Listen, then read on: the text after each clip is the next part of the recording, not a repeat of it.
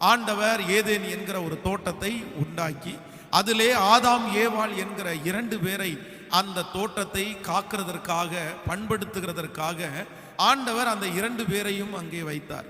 அப்பொழுது ஆண்டவர் அவர்களுக்கு தோட்டத்தின் நடுவில் உள்ள அந்த விருட்சத்தினுடைய கனியை புசிக்காதபடி அவர்களுக்கு ஆண்டவர் கட்டளை கொடுத்திருந்தார், நீங்க அதை செய்யக்கூடாது அப்படின்னு. ஆனா இவர்கள் சத்தருடைய வார்த்தைக்கு செவி கொடுத்து அந்த தோட்டத்தினுடைய அந்த விருட்சத்தினுடைய கனியை அவங்க புசிச்சிட்டாங்க. அதனால அவர்கள் நிர்வாணி என்று இப்பொழுது அறிந்து ஆண்டவர் கூப்பிடுகிற சத்தத்தை கேட்ட உடனே பயந்து போய் அதுல ஒளிஞ்சிருக்கிறாங்க. அப்போ ஆண்டவர் ஆதாமை பார்த்து கேட்கிறார், எப்பா நீ எங்க இருக்கிற? அப்போ இவன் சொல்றான், ஆண்டவரே உங்க சத்தத்தை கேட்டு உங்க முகத்துக்கு முன்பாக நான் நிக்க முடியாம நான் இந்த மாதிரி ஒளிஞ்சிருக்கிறேன், நான் நிர்வாணியா இருக்கிறேன் அப்படின்னு சொன்ன உடனே ஆண்டவர் ஒரு வார்த்தை கேட்கிறாரு, நீ நிர்வாணி என்று உனக்கு அறிவித்தவன் யார்? என்னாச்சு? யார் நீ நிர்வாணி என்று காமிச்ச?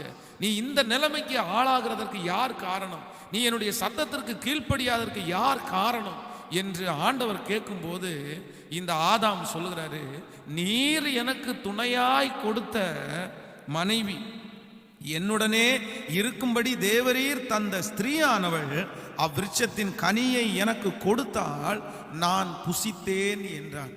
நன்றாய் கவனிங்கள், இந்த இடத்துல யாரை சுட்டி காட்டுறான்னா தன்னுடைய மனைவியை சுட்டி காட்டுறான். ஆண்டவரே நான் தப்பு செய்வதற்கு நான் காரணம் இல்லை, நான் விழுந்து போறதற்கு நான் காரணம் இல்லை, நீர் என்னோடு கூட இருக்கும்படியாய் கொடுத்த என் மனைவின்னு கொடுத்த அவள் தான் காரணம் இதற்கு. அவ தான் என் கையில அதை பறிச்சு கொடுத்தா நான் சாப்பிட்டுட்டேன் அப்படின்னு சொல்லுகிறதை குறித்து இந்த இடத்துல வாசிக்கிறோம். ஏவாளை பார்த்து ஆண்டவர் கேட்டார். உடனே ஏவாள் சொன்ன, சர்ப்பம் தான் என்ன வஞ்சிச்சது அப்படின்னு.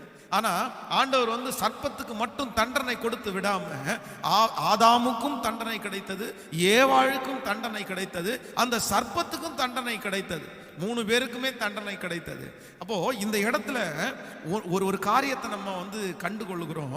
ஒரு தேவனுடைய பிள்ளையினுடைய வாழ்க்கையில நிறைய நேரத்தில் அவர்கள் கஷ்டப்படுகிறார்கள், நிறைய இழந்து விட்டார்கள். இதுக்கெல்லாம் யார் காரணம் அப்படின்னு கேட்கும்போது இன்னைக்கு இருக்கிற உலகத்துல நிறைய விசுவாச மக்கள் எதை சொல்றாங்கன்னா யாரோ ஒருத்தரை சுட்டி காமிக்கிறாங்க. நான் இந்த நிலைமைக்கு ஆளாகிறதற்கு இவங்க தான் பாஸ்டர் காரணம், நான் இப்படி போகிறதற்கு இவங்க தான் பாஸ்டர் காரணம், இவங்களால தான் நான் நஷ்டப்பட்டேன், இவங்களால தான் இந்த இடம் வரைக்கும் நான் வந்தேன், நான் என் வாழ்க்கையில தோற்று போனதற்கு காரணம் என் வீட்டில் இருக்கிற நபர், என் சகோதரன் அப்படின்னு நிறைய பேர் மற்றவர்களை சுட்டி காண்பிக்கிறார்கள். அவர்கள் தான் காரணம் என்று நிறைய பேர் சொல்றாங்க. ஆனா இன்றைக்கு ஒன்றை ஆண்டவருடைய பிள்ளைகள் அறிந்து கொள்ளுங்கள், எப்பொழுது ஒரு தேவனுடைய பிள்ளை தான் கஷ்டப்படுகிறதற்கு நான் தான் காரணம் என்று எப்போ நினைக்கிறீங்களோ அப்பதான் நீங்க ஆசீர்வாதத்திலே படி எடுத்து வைக்க முடியும். மற்றவங்க காரணம் அப்படின்னு நினைக்கிற வரைக்கும் நீங்க ஒரு வெற்றி உள்ள வாழ்க்கை வாழ முடியாது. ஒரு நல்ல ஒரு தகப்பனும் தாயும் நல்ல வேலை செய்தார்கள், 2 பேருமே ஒரு நல்ல கவர்மெண்ட் ஜாப்ல வேலை செய்தார்கள், பல லட்சம் ரூபாய் சம்பாதித்தார்கள். அவர்களுக்கு ஒரு மகன் இருந்தான். அந்த மகன் அவனை நன்றாக அவர்கள் படிக்க வச்சாங்க, காலேஜ் படிக்க வச்சாங்க. அவனுக்கு நல்ல வேலை வாங்கி கொடுக்கறதற்காக பல லட்சம் ரூபாய் செலவு செஞ்சாங்க. ஆனா அவன் எதுலையுமே முன்னேறி வரவே இல்லை. அவன் தன்னுடைய வாழ்க்கையில அவன் ஒரு பிசினஸ் ஆரம்பிச்சான், அந்த பிசினஸ்ல தோல்வி அடைந்தான். கவர்மெண்ட் வேலைக்காக அவன் நினைச்சான், அதுல ஒரு தோல்வி அடைந்தான். எல்லாத்துலயுமே அவன் தோற்று போனான். கடைசியில தோற்று போன அவன் மது பழக்கத்திற்கு அடிமையாய் மாற்றப்பட்டான். மது பழக்கத்திற்கு அடிமையாக மாற்றப்படும் போது நிறைய பேர் அவனை பார்த்து கேட்டாங்க, எப்பா ஏன்பா நீ இப்படி இருக்கிற, நீ என்ன நல்ல பையனாச்சே, நீ நல்ல குடும்பத்தில் பிறந்தவனாச்சே, நீ இப்படியெல்லாம் தண்ணி அடிக்கிறதுக்கெல்லாம் பழக மாட்டியே, உன் வாழ்க்கையில் என்ன நடந்துச்சு, என்ன காரணம் அப்படின்னு கேட்கும்போது அவன் சொன்ன வார்த்தை என்ன தெரியுமா? தன்னுடைய தகப்பன் தாய் 2 பேரையும் காண்பிச்சு, நான் இந்த மாதிரி நிலைமைக்கு ஆளாகிறதற்கு அவங்க தான் காரணம், எங்க அம்மா தான் காரணம், எங்க அப்பா தான் காரணம். சரி உங்க அப்பா என்ன பண்ணாரு, உங்க அம்மா என்ன பண்ணாங்க? ஒரே வார்த்தையில சொல்லிட்டாங்க, எங்க அம்மா என்னை நேசிக்கவே இல்லை, எங்க அப்பா என்னை நேசிக்கவே இல்லை.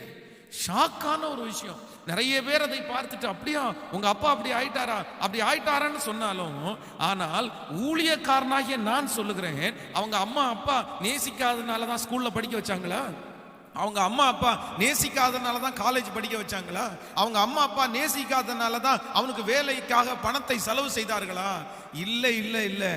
இவராகவே தன்னுடைய இருதயத்திலே ஏதோ ஒன்றை நினைத்து கொண்டு அவங்க என்ன நேசிக்காம வேற யாரோ நேசிக்கிறாங்க, அவங்களுக்கு என் மேல பாசமே இல்லை, அவங்க என் மேல அன்பே இல்லைன்னு தனக்குள்ளே யோசித்து தான் வாழ்க்கையை கெடுத்து குடிகாரனாய் மாற்றப்பட்டு தனக்கு வருகிற நிறைய ஆப்பர்ச்சுனிட்டிஸ் எல்லாம் மிஸ் பண்ணி இன்றைக்கு தோற்று போன அந்த மனிதனை பார்த்து நான் கண்ணீர் விட்ட நாட்கள் அநேகம்.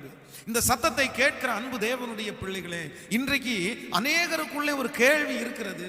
என் பிரச்சனைக்கு அவங்க தான் காரணம் அப்படின்னு நிறைய பேரை சுட்டி காண்பிக்கிறீர்கள். உங்களை சுற்றி நிறைய பேர் நின்று கொண்டே இருக்கலாம். நான் படிக்கும் போது இவன் இப்படி பிரச்சனை பண்ணான், நான் காலேஜ் படிக்கும் போது இவன் இப்படி பிரச்சனை பண்ணான், நான் வேலைக்கு போகும்போது இந்த மனுஷனால கஷ்டப்பட்டேன். சிலர் அப்படியே அடுக்கடுக்கா சொல்லுவாங்க, அடுக்கடுக்கா சொல்லுவாங்க. நான் இந்த இடத்துல இப்படி பாதிக்கப்பட்டேன், இந்த இடத்துல இப்படி பாதிக்கப்பட்டேன், இந்த இடத்துல இப்படி பாதிக்கப்பட்டேன், இப்ப எல்லாமே சேர்ந்து என்னை இவ்வளவு நிலைமைக்கு கொண்டு வந்து விட்டுருச்சு அப்படின்னு சொல்லுவாங்க. இல்லவே இல்லை. 1000 பேர் உங்க வாழ்க்கையில பிரச்சனை செய்வதற்கு எழும்பினாலும், எத்தனையோ பிரச்சனைகளை செய்கிற மனிதர்கள் உங்க வாழ்க்கையில வந்தாலும் அதை நீங்க அனுமதிச்சீங்க, அதை நீங்க தேடி போனீங்க, அதை உங்க வாழ்க்கையில நீங்க அக்செப்ட் பண்ணிக்கிட்டீங்க. அதனாலதான் நீங்க இன்றைக்கு இந்த நிலைமையில இருக்கிறீங்களே தவிர அவங்க காரணம்னு ஒரு தேவனுடைய பிள்ளை ஒரு காலத்திலும் சொல்லவே கூடாது, ஒரு காலத்திலும் சொல்லவே கூடாது. அப்படி நீங்கள் ஒரு மனிதனை திரும்ப திரும்ப சொல்லிக்கொண்டே இருப்பீர்களே ஆனால் நான் சொல்றேன், நீங்க எந்த விதத்திலும் உருப்படாம அப்படியே சொல்லிட்டு தான் இருப்பீங்களே தவிர நீங்க முன்னேறவே முடியாது.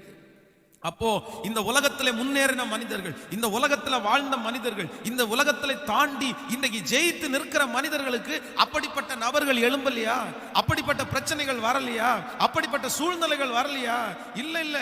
எத்தனையோ சூழ்நிலைகள் உங்களுக்கு வந்துருச்சு, எத்தனையோ பிரச்சனைகள் உங்களுக்கு வந்துருச்சு. உங்களை போல உங்களுடைய வாழ்க்கையில நீங்கள் தோல்வி அடைவதற்கு காரணம்னு சொன்னீங்கல்ல, அதே மாதிரி அவங்களுடைய வாழ்க்கையிலையும் தோல்வி அடைக்க அப்படிப்பட்ட நிறைய காரணங்கள் வந்துச்சு. ஆனா எல்லாத்தையுமே அவங்க எடுத்துக்காம, எல்லாத்தையுமே தாண்டி இல்ல இல்ல இவங்க முன்னாடி நம்ம வாழ்ந்து காமிக்கணும், இவங்க முன்னாடி நம்ம நின்னு காமிக்கணும், இவங்க முன்னாடி நம்ம ஜெயிக்கணும் அப்படின்னு மனசுல எடுத்த சில தீர்மானங்கள் அவர்களை ஜெயிக்கிறவர்களாய் நிறுத்திருச்சு. நீங்கள் உங்கள் பிரச்சனைக்கு நான் காரணம் இல்லைன்னு நினைக்கிற வரைக்கும் உங்களை யாராலும் தூக்கி எடுக்க முடியவே முடியாது, தூக்கி எடுக்க முடியவே முடியாது. இன்னைக்கு உலகத்தில் நிறைய பேர் அப்படிதான் இருக்கிறாங்க, நிறைய பேர் அப்படிதான் இருக்காங்க. இந்த உலகம் அப்படிதான், ஜனங்கள் அப்படிதான், மிதிக்கிற உலகம்தான், உங்களை துரத்துகிற உலகம்தான். ஆனா நீங்க என்ன பண்ணணும்னா நீங்க தாங்க ஜெயிக்கணும். வேதத்துல ஆண்டவருக்கு ரொம்ப பிடிச்சது என்ன அப்படின்னா, ஒரு மனிதன் ஒரு சூழ்நிலைக்குள்ளாக போகும்போது ஆண்டவர் யார் காரணப்பா அப்படின்னு சொல்லும்போது நான் தான் இதற்கு காரணம்னு சொல்றவங்களை ஆண்டவருக்கு எப்பவுமே பிடிக்கும், ஆண்டவருக்கு எப்பவுமே பிடிக்கும். இந்த சத்தத்தை கேட்கிற நிறைய பேர் சொல்லலாம், பாஸ்டர் நீ என்ன சொல்லிட்டு இருக்கிறீங்க? இல்ல இல்ல, நான் எப்படி இருந்தேன் தெரியுமா, நான் எப்படி வளர்ந்தேன் தெரியுமா பாஸ்டர், என்னைக்கு இந்த மனுஷனை நான் என்னைக்கு இந்த மனுஷனை கல்யாணம் பண்ணணும் அன்னைக்கு தான் பாஸ்டர் என் வாழ்க்கை ஒன்றும் இல்லாம போயிருச்சு. சோ என் வாழ்க்கையை தொலைச்சிட்டு அந்த மனுஷன் இருக்கிறான், என் வாழ்க்கையை இழக்க பண்ணிட்டு அந்த மனுஷன் இருக்கிறான். இல்லைன்னா யாதோ ஒரு நபர் சொல்லலாம், பாஸ்டர் நான் கல்யாணத்துக்கு முன்னாடி எவ்வளவு சம்பாதிச்சேன் தெரியுமா, எவ்வளவு பலத்தோட வாழ்ந்தேன் தெரியுமா, ஆனா நான் என்னைக்கு இந்த மனுஷிய கையை பிடிச்சனோ அன்னையிலிருந்து நான் இப்படி ஆயிட்டேன், என் தோல்விக்கு கண்டிப்பா என் மனைவி தான் காரணம் அப்படின்னு நீங்கள் இந்த சத்தத்தை கேட்கிறவர்கள் யாரோ ஒருத்தரை நீங்க சுட்டி காமிச்சிட்டே இருக்கலாம். இப்ப இந்த செய்தியை கேட்டுக்கொண்டிருக்கும் போது கூட நீங்க ஒருத்தருக்கு ஒருத்தர் அப்படி சொல்லிட்டு இருக்கலாம், உங்க பிள்ளைகளை சொல்லிட்டு இருக்கலாம், ஒரு வாத்தியாரை நீங்க சொல்லிட்டு இருக்கலாம். இல்ல இல்ல இல்ல, நன்றாய் கவனித்துக் கொள்ளுங்கள். உங்களை போல பிரச்சனை உள்ள கணவன், உங்களை போல பிரச்சனை உள்ள அந்த மனைவி, உங்களை போல நீங்கள் கடந்து வந்த அந்த பாதையை போல பிரச்சனை உள்ள சார், அப்படிப்பட்ட சூழ்நிலை, அப்படிப்பட்ட சிச்சுவேஷன்ல எத்தனையோ பேர் கடந்து வந்து சிலர் ஜெபத்தினால ஜெயிச்சிருக்காங்க, சிலர் பொறுமையினால ஜெயிச்சிருக்காங்க, சிலர் வெறும் முழங்காலேயே நின்று அந்த கணவனார மாத்தி இருக்காங்க, அந்த மனைவியை மாத்தி இருக்காங்க, அந்த குடும்பத்தை கட்டி எழுப்பி இருக்காங்க. சிலர் அழுது தங்களுடைய கண்களில் கண்ணீர் வடித்து வடித்து வடித்து கண்ணீர்னால அந்த குடும்பத்தை கட்டி இருக்காங்க, அந்த நபரை மாத்தி இருக்காங்க. நான் சொல்லுவேன், எனக்கு முன்பாக ஆயிரக்கணக்கான சாட்சிகள் இருக்கிறது. அப்படி மாற்றினவர்கள் எத்தனையோ பேர். அப்போ நீங்க இப்ப கேட்டுட்டு இருக்கீங்கல்ல, நானா காரணம், நானா காரணம்?